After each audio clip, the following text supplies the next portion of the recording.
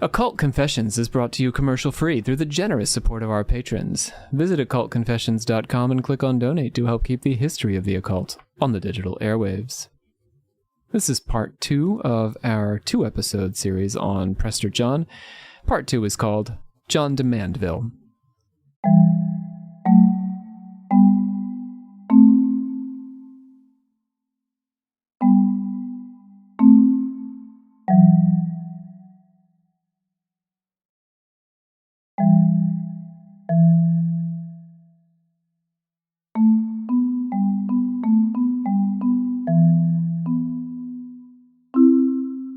Pope Alexander III died on the 30th of August, 1181 in Viterbo, north of Rome, only a week short of his 22nd year on the throne of St. Peter. In his time as Pope, he had appointed 68 cardinals, 2 of which, Urban III and Clement III, would go on to succeed him. He was the longest-serving pope since the 8th century's Adrian I, not to be confused with the more medieval Adrian IV. Alexander's death by no means marked an end, though, to the Prester John legend. In fact, the letter tacitly endorsed by Alexander became the source for a still more fantastical tale, the travel journal of Sir John Mandeville. All right, we are back. Dr. Rob C. Thompson here with Malik Hopkins. Welcome back. Me. You get it, if you've seen part 1. And Andrew. Welcome back. You'll get it if you've seen part 1. Let's see if Malik is learning anything. We, the members of the Secret Order of Alchemical Actors, do solemnly commit ourselves to a full and honest telling of the history of the occult as far as we know. You got like 8 words in there. I was just trying to copy. It takes time. Sir John Mandeville was another John like the Prester, who was possibly made up. Whether he was English, French, or Flemish remains a subject of debate. Several of Mandeville's sources were only available in France at the time of the book's writing. So in other words, he definitely referenced things, and some of those things he referenced could only be read in France. Like the book itself, this is the medieval period, right? So it's not like it's only in French, it's that it's only physically in France. But there's evidence in the text that the author was British. In the books, Mandeville claimed to be an English knight from St. Albans. He says that he left England in 1322 and wrote his text in 1356. He also dedicated the travels of Sir John Mandeville to the English King Edward III. The scholar Josephine Waters Bennett argued that Mandeville was from Broomfield in Essex. More recently, Michael Bennett discovered that John Mandeville visited the court of Edward III's mother Isabella at Christmas 1357. In 1361, a John Jr. and Robert Mandeville appeared as defendants in a court case about a debt of 50 marks. Certainly. So, sorry, yeah. What? 50 marks as in... 50 marks. As in monies. Okay. I'm sorry. I didn't get that. I didn't know what a mark was. I don't know the lingo. Come on, man. Get up on your medieval money terms. Certainly someone named John Mandeville did exist at the time. W. Mark Ormrod argues that these John Mandevilles were probably 3 separate men. So how's he in all these places doing all these things? Because he's actually John Jr., and John III. A lot of Johns. 3 different Johns. 3 John Mandevilles. And John Sr. left England and retired to France to write. In 1322, the year Mandeville claimed to have left was the same year that Mandeville's patron, Humphrey Bohun, was killed while fighting Edward II. John Sr. may have decided this was a good time to get out of Essex, given that his people were on the wrong side of the crown. The Bohuns ultimately patched it up with the Edwards. Mandeville dedicates his book to Edward III. As the older John Mandeville was writing abroad, the younger Mandevilles may have been acting as his literary agents back home. In any case, the text is not entirely what it claims to be, which is to say, an account of a man's travels. It's kind of like Shaft. You have the grandfather, the father, and the son. Yes. It is exactly like Good comparison. Shaft. It's a lot like Shaft. The text is not entirely what it claims to be, which is to say an account of a man's travels. Rather, its story was lifted from other sources and at least partially made up.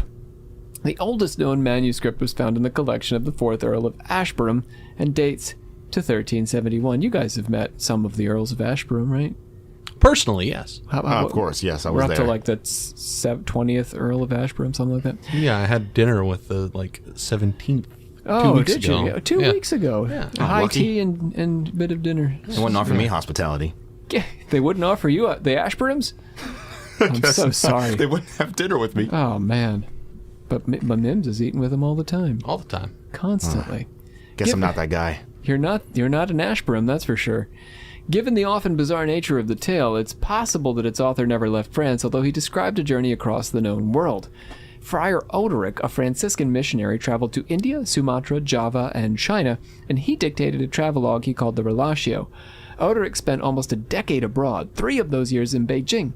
Odoric appears to have traveled of his own volition and not as part of any specific mission with the desire to see the world and win converts to Christ. So he didn't have to. Friar Odoric. He just thought, it'd be cool to travel. But for Jesus. Yeah, exactly. Like an afterthought, though. Yeah, you have a reason to travel. And Yeah, so long as I'm out there. Yeah, exactly. You're going out there. You might as well have a hobby. Like Mandeville, Odoric's travels begin in 1322. Odoric described passing through the kingdom of Prester John in regard to his return journey home from China, although it's not clear exactly what lands he meant. His story was recorded in Padua in May 1330.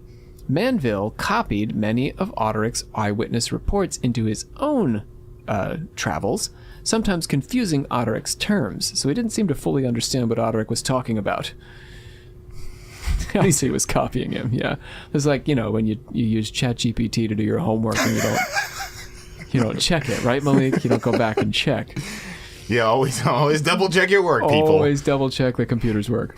Odoric's Relatio begins by naming his traveling companion through India. His traveling companion through India was the knight Mandeville. Interesting. So Odoric says, I was traveling with a guy, and he was a knight, and his name was Mandeville. And Sir John Mandeville writes a book that steals a bit from Odoric. Similar names. Could be the same guy, right? Man evil? What? Ooh, Dun dun dun. that's the conspiracy theory. In other Oh words, God, I just saw the recording for that. we'll survive. It's Let me back clip off the mic a little bit. Where were we? So, in other words, the Mandeville author took the name of a real person, Odoric's companion, and used it to create a fictionalized account. Or it's possible that Mandeville did exist and really did travel with Odoric and borrowed liberally from his companion's text and other texts in drafting his work. The book was popular in its day, and there's good reason why it should have been. It was a pretty incredible story. Chapter 30 of the Travels of Sir John Mandeville begins the tale of Prester John. The Emperor, Prester John, holds full great land, and hath many full noble cities and good towns in his realm, and many great diverse isles and large. For all the country of Ind is devised in isles for the great floods that come from paradise, that depart all the land in many parts. And also in the sea he hath full many isles, and the best city in the isle of Pentexuor is Nice. That is a full royal city, and a noble and full rich. This Praetor John hath under him many kings, and many isles, and many diverse folks of diverse conditions. And this land is full, good, and rich, but not so rich as the land of the great Chan. Yeah, so the Chan is probably the Khan, as in Genghis. Genghis Khan. yeah, That Genghis I know. Khan. I know Genghis Khan. So Prester John. Oh yeah, personally, yeah. I had dinner with him. Oh, well, now we know the kind of company you keep. Prester John, Genghis Khan, they were supposed to be like the two great powers of the East. Prester John was regarded as like a rival of Genghis Khan, not like an enemy, but a friend of equal power and import. Nice and the Isle of Pentexuor are both more or less made up by Mandeville and have no corollary in the real world. Any theory that Europeans misinterpreted Genghis Khan as Prester John is undone by Mandeville comparing the two. So there was also a theory that Prester John was actually Genghis Khan. Right? Oh. Because he's a ruler in the East who has, vast lands and armies and power. But here, right away with Mandeville, he's like, well, there's two guys. There's the great Khan, and there's Prester John. Right. Not the same guy. So that theory can get... Yep. Unless his name was Popenized. Prester Genghis. Oh, I see. Yeah. You gotta get a new name. And he prestered up. Exactly. Genghis did. Genghis. I see. Genghis Khan was a mighty conqueror with a vast empire that a series of great Khans ruled over after him, notably Kublai around the time that Mandeville would have been traveling, but the Khans followed their own shamanic Mongolian spiritual traditions and were by no means Christian. Remember, Prester John is the Nestorian Christian king of Africa. In fact, Mandeville says that the Khan and John each married the other's daughters, which they kept as their first wives in a place of honor. Here we're talking beyond Genghis Khan and beyond the single Prester, as like it is a title. The Great Khan and Prester John is, the title of the leaders of Africa and Mongolia, per se. So, Mandeville says that the Khan's empire is more accessible than Prester John's, placing the Prester back in Africa or further east, and merchants preferred to trade in the Khan's lands, although goods are cheaper in the Prester's lands. The Khan's empire is 11 or 12 months' journey, but the Prester's is further still. The greatest obstacle to reaching the Prester's empire is a sea containing magnetic rocks of adamant that draw the iron on any ship that passes by, causing the ship to crash. Ooh. Yeah, very like Odyssey. Mandeville seems to hint at a Nestorian or Ethiopian religiosity in his description of the Prester. He says, "This emperor, Prester John, is Christian, and a great part of his country also, but yet they have not all the articles of our faith as we have. In battle, the Prester marches with 3 golden crosses encrusted with jewels in front of him, guarded by 110,000 men." Do you remember what he said in the letter, what the letter said about Prester John, what he marches with in procession? Fancy cross? Oh, yeah. Simple On his cross. chest? Simple cross. He just has a simple cross held out in front of him, and then an urn full of dirt. Full of dirt. Yeah. But really all you need to travel. That's all you need. But when you go into battle, you need your fancy gold-encrusted, jeweled cross, and 110,000 men just for the cross. Outside of wartime, though... Wait, so just to carry the cross? Those are his crossmen. Yep. Is this like a big cross? It's a big old cross. Big cross. For 100,000 men. Yeah. Yeah. That's it. It'd be really awkward if it was just like... That's why I had to... Something yay big. Yeah, I was like, why do we got like, all these men on such Some of them are on guard duty. They're not all carrying, but yeah. Okay. There you go. That checks out a little more. Because it is gold and jewel encrusted. And heavy. But getting back to the letter, when the Prester is not at war, he processes with a simple wooden cross and a platter of earth, akin to the ones mentioned in the letter, the urn. I was about to say, so instead of the urn, a platter. A platter this time, yes. We've moved from urn to platter. He rules over 72 provinces with 72 kings. This also parallels the Prester John letter, as does the Gravelly Sea. For in this country is the sea that men clep the Gravelly Sea, that is all gravel and sand without a drop of water. And it ebbeth and floweth in great waves as other seas do, and is never still, nay in peace, in no matter season. And no man may pass that sea by navy, nay by no matter of craft. And therefore may no man know what land is beyond that sea. And albeit that it have no water, yet men find therein and on the banks full good fish and other manner of kind and shape, that men find in any other sea, and they be of good right taste, and delicious to man's meat. Some video game potential voice there. That's what I tried. Yeah, it's a video game Mandeville. Beyond the flume, you guys don't want to say anything about man's meat?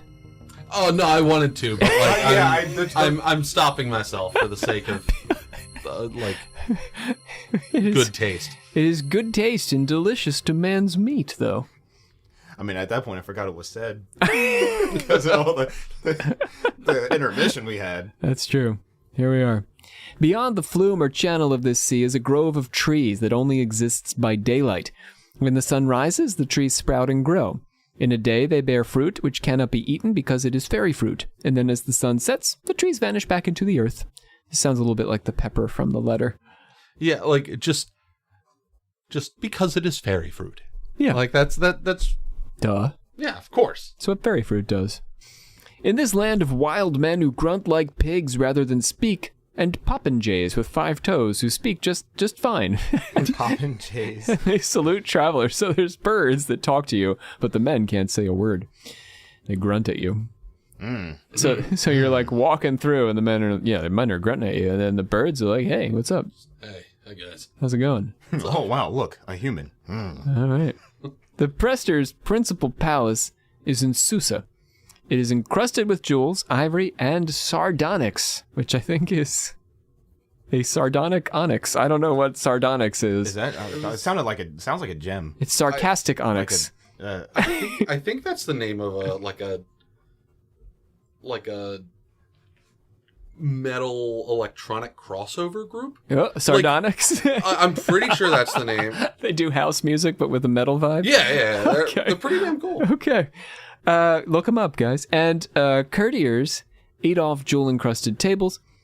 The Prester sleeps with his wives 4 times a year on a bed of gold and sapphires. I mean, we've been down this road before. That prevent him from lechery. So here's that's the weird thing. He has this bed that's made out of gold and sapphires, and somehow this keeps him from getting at his wives more than 4 times a year. More than 4 times? It'll keep you from masturbating, in other words. A gold and sapphire bed. Because it ain't comfortable. No, that sounds incredibly uncomfortable. Yeah, that'd be helpful during the month of November, huh? Yeah, there's no way I can jack off on that. Plus, I wouldn't want to dirty it. Right. You know? 'Tis the 1st of November. Fetch me my gold and sapphire encrusted mattress. In another nod to Ethiopian Christianity, Mandeville says the men here eat only once each day, like the Mongols in the Khan's empire. So there's some fasting going on. There's, very specific rules around sex. It feels a little Ethiopian. Yeah, it's very almost 1-to-1 in a lot of aspects. And we're getting closer to a time when people would have heard of Ethiopia. I mean, in the West. Fast and hold off from that delicious man meat. There it is. That's what we've been waiting for. There we go. We just needed to give it some time to marinate. After crossing Pentexoir, Mandeville came to the island of Milsterak, home of the Prester's under-king, Gathalonabes. Oh yeah, Gathalonabes. You've heard of the famous Gathalonabes. Yeah, I call him Guthy. In his sumptuous palace, Gathalonabes kept fair boys and girls, all under the age of 15, clothed in golden garments, and he called them his angels. His first name was Charlie. Beat me to it. It would be a whole new take on that show if everyone was under 15. Not okay. He had 3 wells that ran with milk, honey, and wine that he called paradise.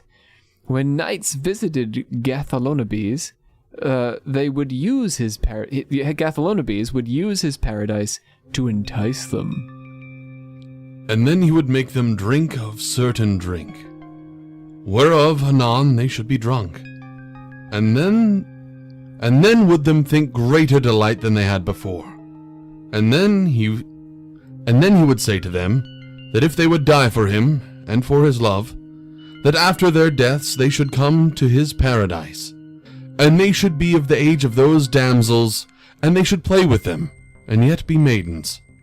And after that, yet should he put them in a fairer paradise, where that they should see God of nature visibly, and his majesty, and in his bliss. Of course, this was all a ruse to recruit assassins. And then he would show them his intent, and say them, that if they would go slay such a lord, or such a man that was his enemy, or contrarious to his list, that they should not dread to do it, and for to be slain therefore themselves. For after their death, he would put them into another paradise that was 100-fold fairer than any of the thother. And there should... You did that so well. The thother. And there should they dwell with the most fairest damsels that might be, and play with them evermore. So you get the ruse here, the game. Yeah. So he's got all these, 15-year-old boys and 15-year-old girls running around in their golden garments, and he's like, if you kill my enemies, you can come back, and you can be a 15-year-old boy and hang out with these 15-year-old girls and have 15-year-old times, which apparently is what you want. Of course. In the 14th century. You gotta fight for a good time. Gotta fight for a good time. Yeah, I mean, like, in those times, you got half your life left. at 14. Right? Come on. That's true. You're The life middle-aged. expectancy Yeah. was a lot That's less true. back then. It's also like a little bit, like the virgins, the 99 virgins and stuff of the Islam, an interpretation of the Quran. Eventually, the Lord of Milsterek's enemies got wise to his tricks, stormed his castle, killed him, and destroyed his deceptive paradise. Oof. Yeah. Milsterek is the sort of first inkling to me that what Mandeville is up to here is presenting a lesson. And that there are, in fact, like little morality tales throughout the travelogue. So we shouldn't take it at face value. More of like a parable than like... Yeah, there's a parable here. Milsterek seems to present a lesson against false prophets. The Lord, Milsterek, promises an earthly paradise in exchange for violence against his enemies, but it's fairly easy to read Milsterek as a critique of the Crusades or the politics of popes and emperors.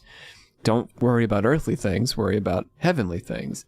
If you're promised things, pleasures of this earth, then your mind is in the wrong headspace. Mandeville gets us to reflect on how leaders use the promise of paradise to get men to die for their cause, but that paradise is not a spiritual dimension, but rather a creation of the leaders themselves. Beyond Milsterek is a vale filled with devils. Mandeville entered with 13 companions, but left with only 8. What happened to those other guys? What do you think? Mysterious disappearances. Mysterious disappearances. We'll never know. Much like Master Philip. That's what happened to Master Philip. Spontaneous combustion. They spontaneous. The 5 guys. They were almost out the door. Then after the Devil Isle is a great isle filled with giants 28 or 30 feet long who wear animal skins and eat only flesh. They chase ships into the sea to take and eat the men aboard. It's also very Odyssean, right? They love that man meat. There it is again. Mandeville heard of an isle beyond that with still larger giants, 40 or 50 feet long, but he didn't dare check on those reports. Another isle is full of women with gems in their eyes who can kill with a look like the basilisk. Then things start to get strange, if that wasn't strange enough. Then it starts to get strange. There is an isle where grooms ask their brides to sleep with another man on their wedding night. Because, in times of old, the women had a serpent in their vaginas that poisoned a man on his yard, also known as his pecker, during intercourse.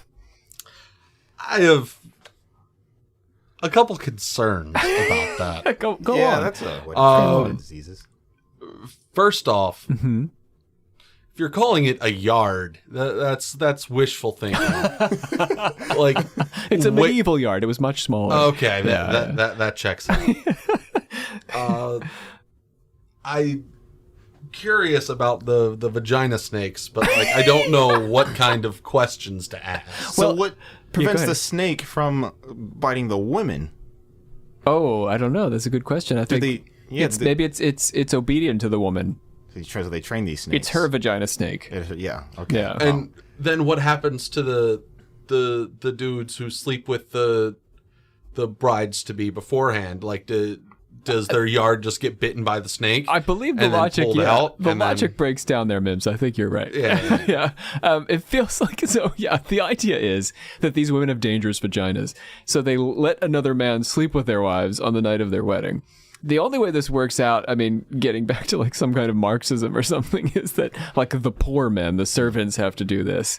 Or somehow there are just these men who volunteer to die. It's just like, yeah, I'm cool with that. If I get to sleep with the bride, I'll risk it. Yeah, I'm willing to roll the dice. Yeah, like What a crazy way for like a rubber to work, you know? You got- Okay, all right, so hear me out. So they call it a yard because it starts off as a yard. And then each time the snake just bites off a little Ooh, more. it gets a little That's a theory. smaller. That's a theory. So as we're pointing out, this makes less sense the more you think about it.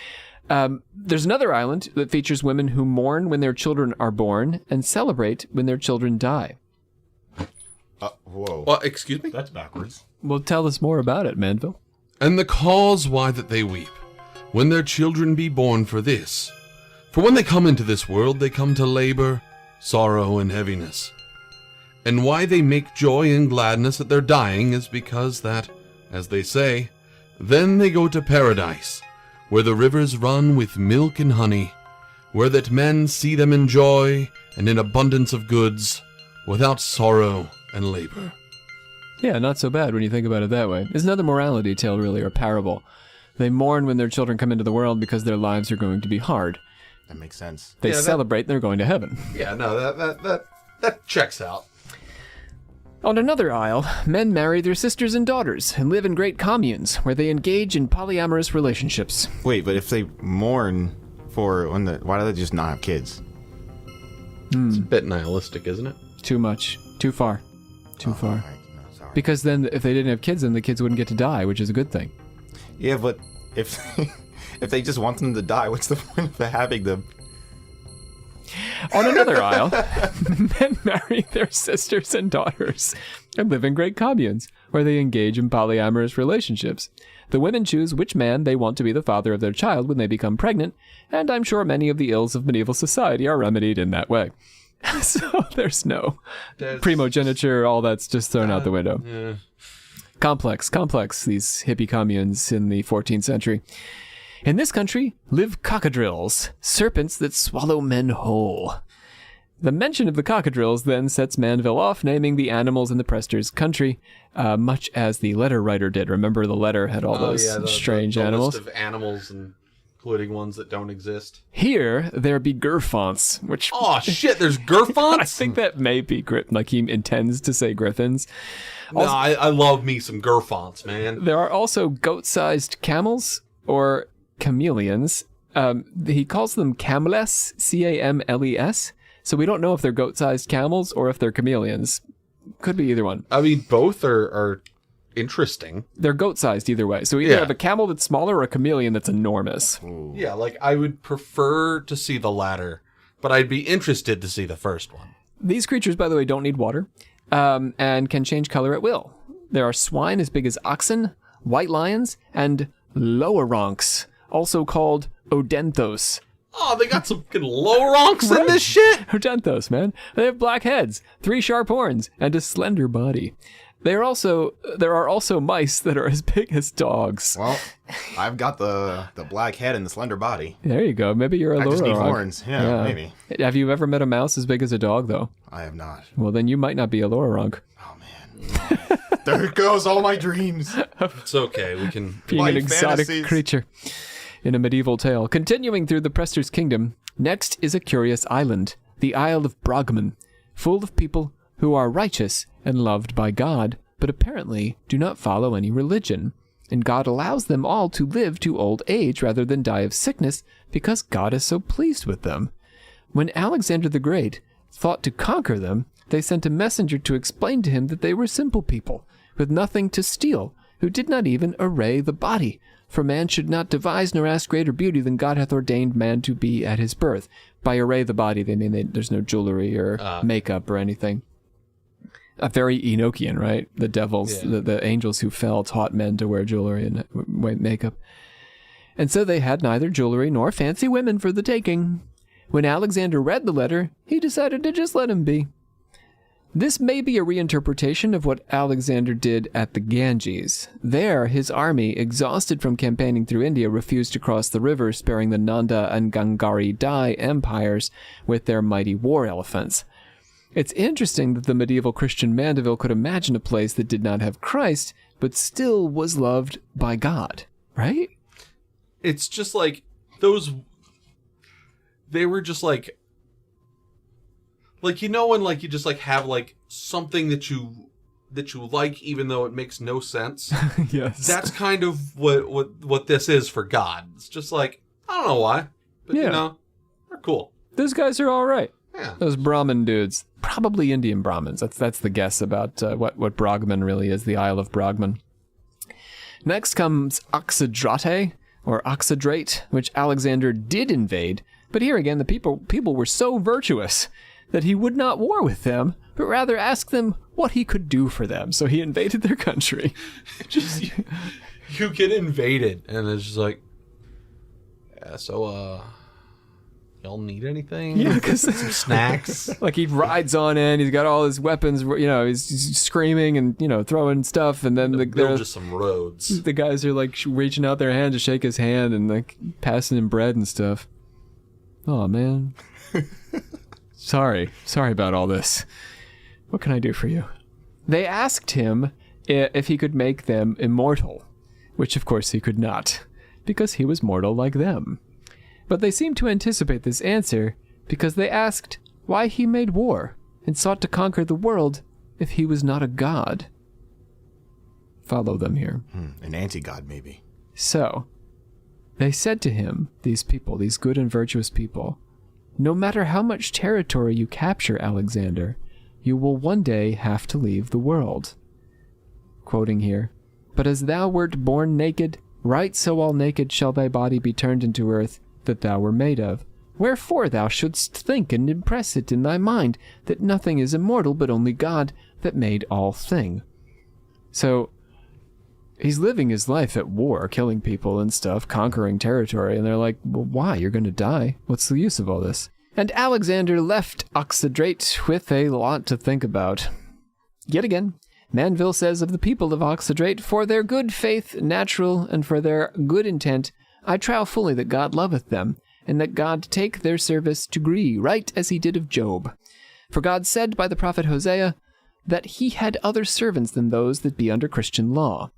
Mandeville tells a story of St. Peter, who was brought by an angel and told to eat of serpents and creeping beasts of the earth, but he would not, because they were unclean. And the angel told him, no man should have in despite none earthly man for their diverse laws, for we know not whom God loveth, nay, whom God hateth. These men know of Christ's birth, presumably after the Magi who visited Christ in his cradle and then left, but they know nothing of his life. Right? Prester John actually is believed to be one of the Magi sometimes. He's called one of the Arabian Magi, who is actually often pictured as black, but that was a transliteration of the concept of the Arabian Magi. It's like one of the white Jesus things. Yes, yeah. Yeah, but it went the other direction. He was Arabian, but they made him a black man. African. Oh, they went woke. They went woke. So sometimes that black Magi is thought of to be Prester John. Got it. So what Mandeville is saying is there's this land of people who know this Magi who came back and he was like, hey, there was a Messiah born over there.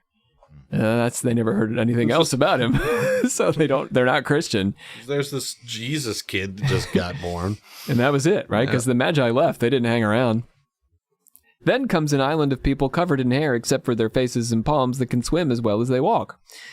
We can't forget that Mandeville is writing in the 14th century, when heretics were burned and witchcraft trials were just starting up. The wackiness of his many Prester Islands can distract from the fact that Mandeville is suggesting a radically open-minded theology here. So, as you say, covered in hair, as in like their own hair, or like hair shirts? No, they're covered in actual hair. Okay, That's what hair shirts are made out of. These guys. I was just about to say, like, did the guy that make the hair shirt just like find one of these guys? Thomas and Beckett is. He just found them shaved, just a perfectly shirt-shaped bit off of just one guy and just made it from one guy. Beckett was like, get on to Prester John's lands and bringeth back A hair shirt from one such hairy man. I must wear your hair. He is beautiful. Just shaved 7 dudes to get like a week's worth of shirts.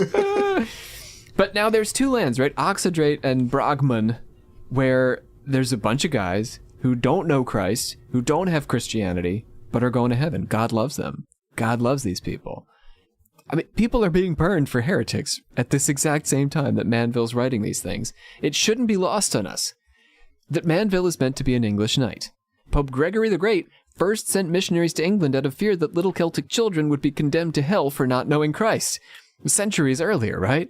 At the coronation of Richard I, Jewish leaders arrived to present the king with gifts, and they were stripped and flogged, and then the king joined the Third Crusade. Edward I passed laws requiring Jews to wear a yellow badge to be identified, and in 1290 expelled all Jews from the country.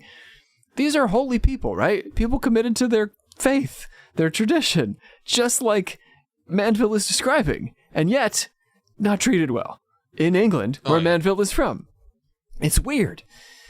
The Crusades began in 1095 as an armed pilgrimage decreed by Pope Urban II to reclaim the Holy Land from the Muslims. At the same time, the forced conversion of pagans around the Baltic Sea was taking place in the Baltic Crusades.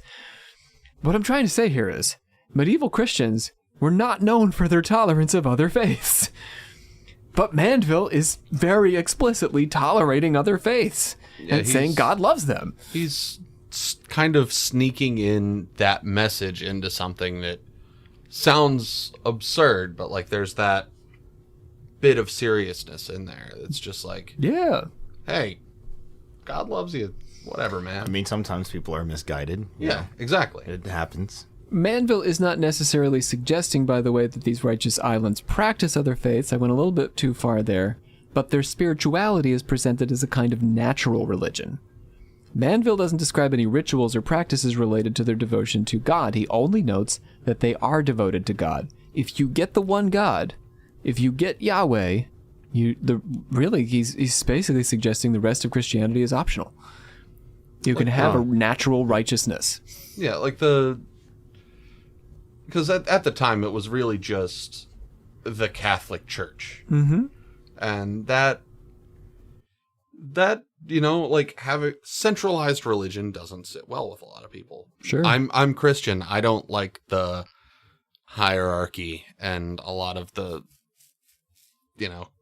crap that goes along with it. In-group, out-group kind of stuff. It's antithetical to the whole hey, love each other thing that draws me to my religion. Sure. So you're with Mandeville? Yeah. I'm with Mandeville. Let's make the t-shirts. Oxydrate and Bragman, or Oxydrate and Bragman, are even more remarkable, given that they are, according to Mandeville, technically ruled over by a Christian king, the priest king of Africa. Mandeville tells of how the emperor kept Christian knights in his service, much like Kublai Khan, with the diverse collection of foreigners in his court, and these knights brought the emperor to a Christian service. The emperor asked the knights who the men who were conducting the service were, and the knights said they were priests. Ever afterward, the emperor said he wanted to be known not as emperor, but as priest king, Prester. Literally, the meaning of Prester is priest king. This emperor's name was John, and every emperor who succeeded him has been called Prester John. There are many Christians in John's kingdom, but they say a simpler mass, because they know not the additions made by the Western popes. So he's also poking a little bit at the complexities of Catholicism in Western medieval world. All this stuff has been tacked on. You don't need all that. Yeah. Just keep it simple. At last, there is a desert filled with miraculous trees that cannot be reached. Within those deserts were the trees of the sun and of the moon, that spake to King Alexander and warned him of his death. And men say that the folk that keep those trees, and eat of the fruit and of the balm that groweth there, live well 400 or 500 year, by virtue of the fruit and of the balm. For men say the balm groweth there in great plenty and nowhere else, save only at Babylon, as I have told you before, We would not have gone toward those trees full gladly if we had might, but I trow that 100,000 men of arms might not pass those deserts safely, for the great magnitude of wild beasts, and of great dragons, and of great serpents that be there, and slay and devour all that come anent them. In that country be many white elephants without number, and of unicorns, and of lions of many manners, and many such beasts that I have told before, and of many other hideous beasts without number. Yeah, those lions, you gotta watch out for their many manners. Oh yeah, many manners. You got your polite lions, you got your rude lions. Yeah, like just lions. They're as diverse as you and me. You're You'll never be crossing able the to tell until they savannah. maul you. Right. Yeah. Oh yeah, exactly. Very rude. Very. Extremely uncouth. Wonders and dangers balance each other in Mandeville's world with simple morality and peace privileged against violence and conquest. Let's think about it this way, right? Simple morality and peace are the thing we want. Violence and conquest are the things we don't want. Very kind of incendiary things to say in our medieval world of crusades and constant national warfare. Yeah, we love the Prince of Peace so much, we're gonna commit 100 freaking atrocities for him. In that case, yeah, or just England v. France, or, Holy Roman Emperor v. Sicily, or, all these conflicts are armed conflicts. We're at war constantly in the medieval world. So let's really look at what's being said here. Milsteric's temptation to violence is a ruse. So when you're tempted to do violence, to hurt others, you're being tricked, you're being fooled, is the lesson in Milsterac. Alexander is humbled by Oxydrate, where the people are unimpressed by his military victories and wonder what the point of it all is. Mandeville's adventure is an inducement to cease adventuring and focus on living well and resting content with what you have. If you try to venture beyond the island of giants, what are you going to encounter? Bigger giants. There's always a bigger fish. There's always bigger fish. So you're being chased by a giant, right? Like, think about the lesson there, what Mandeville says. There's these 20, 30-foot men who are going to chase you into the sea and try to eat you.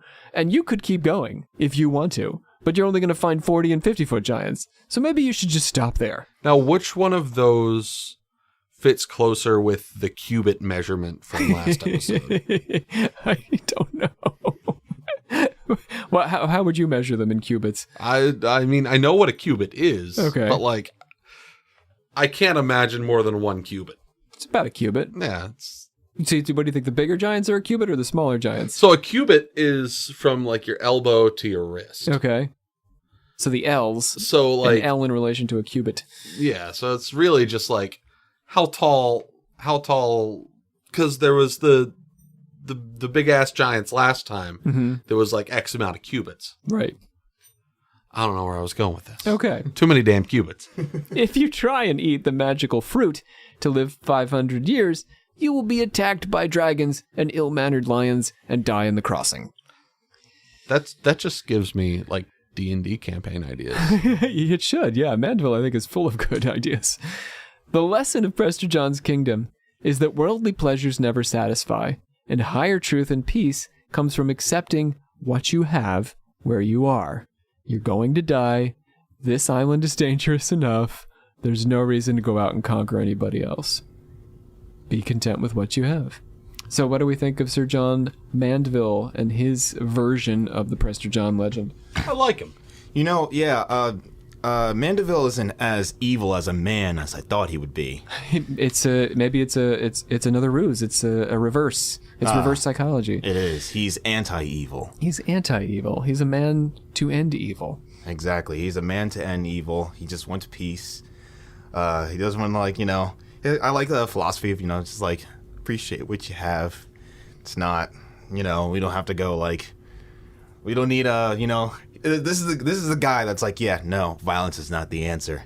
Violence is not the answer. It's just going to cause more violence. Exactly right. Yeah, he's kind of a hippie, but he doesn't like the commune so much.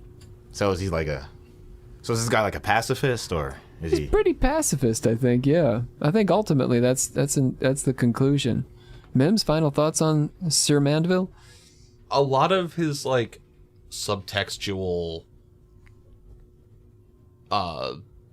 like what he's trying to say in the subtext is very along the lines, or at least I'm seeing it as it's very along the lines of my own personal beliefs. So I like the guy. A natural religion. Christianity as a natural religion. Yes. And that there can be a natural religion that doesn't entail all the details of Christianity, but nevertheless, more or less matches up, and God is full well pleased. Yeah. Yeah, also like the he's like, yeah, God loves all people, even the misguided ones.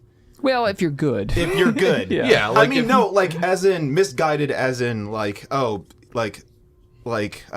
religions Don't have Christ. don't. Yeah. Yeah. That is sort of like a detail in relation to whether or not you're righteous, living righteously, right. living well, living virtuously, which involves not going around and conquering people. Right. Yeah. I mean, I've always said it takes a lot of effort to be a dick.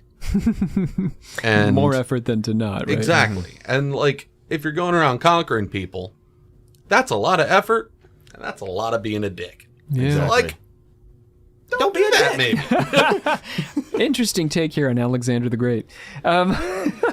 But, hot takes here on Occult Confessions. There's something to be said. Do we really need to go around conquering people? I hereby adjourn and declare closed this meeting of the Secret Order of Alchemical Actors until such a time as we get together and do it again. Join this day for part 2.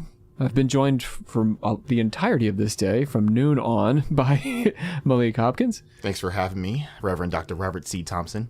My pleasure, Malik, King of Africa, and Andrew Mims, whose title cannot be spoken. Bye, people. Hi. This is the end of the Prester John double episode, but we are still exploring occult disappearances. And next, we're going to check out a case in America from the 18th and early 19th centuries, the disappearance of one Henry Morgan, who was perhaps spirited off by Freemasons seeking to preserve their secrets, here on Occult Confessions.